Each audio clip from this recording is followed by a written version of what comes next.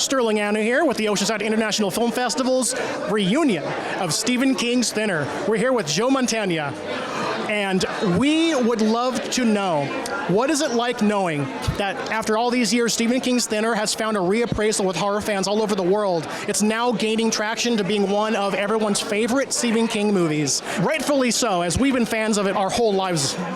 Well, I mean, it's a surprise and a wonderful surprise, but that's nothing. I've been in this business over 50 years now, and so in a way, nothing surprises me in the sense that, well, why not?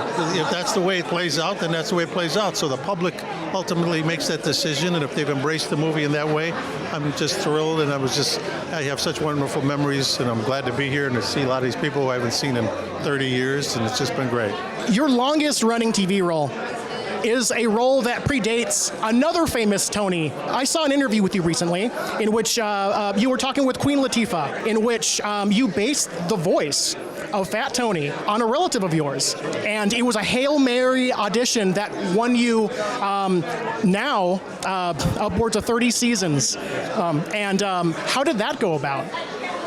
Well, it's literally one of those things. I think what had happened was that the movie Godfather 3 had come out, and it was kind of like the big movie at that time, and here I was playing the main gangster in that film, and I think so the Simpsons decided, well, he might be a good choice to do this character in this one, and I thought just this one episode of The Simpsons. And The Simpsons was only in its third season, and I read the script. I thought, oh, this looks like it'd be fun, and I'll go in. But then what my fear was, I didn't want to be the character I was playing in The Godfather. The movie was still out at the time. And I thought, if I use that voice, my own voice, it's going to seem like Joey Zaza is Fat Tony. And I thought, nah. And then I remembered my dear uncle, who I was very, very close to, my Uncle Willie, that, he talked like this, he got that kind of voice. I thought, you know what, I'll just start doing it, and unless they tell me to stop, maybe I can get away with it. And so I did it during the recording of the episode. Nobody said anything, and I thought, okay, I guess they thought it was all right. And I thought that was it. I figured that'd be it. One-shot deal, I'd be gone. I got a call a few weeks later saying, hey, we like that character. Would you consider doing it again? Well, I've been doing it now for 33 years now. And it certainly is my longest running character in my career, without question.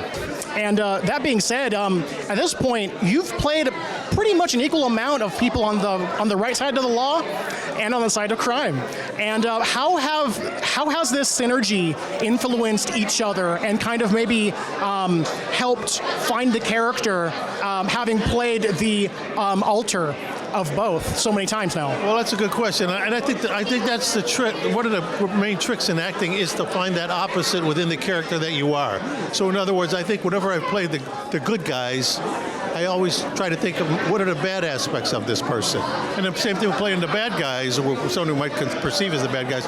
What are the good aspects of that person? The bad people don't necessarily think of them as being bad people. So in other words, I always look for the heroic side of the villains, and then sometimes tap into the villainous side of the heroes.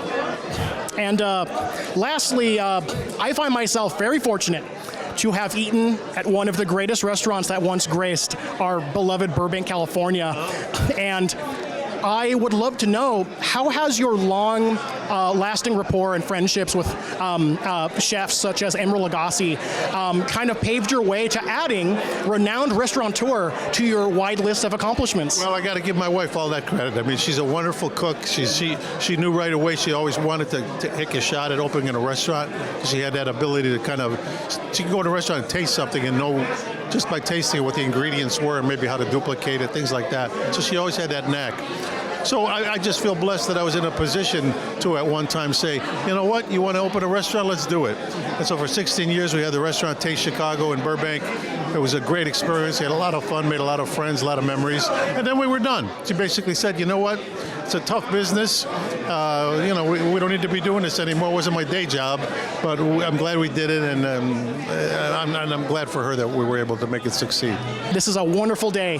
Thank you so much for joining the cast and crew and helping all us fans celebrate an amazing film, an amazing piece of art today. My pleasure. Thank you very much. Thank you, Joe. Sterling Anna, Oceanside International Film Festival, signing off.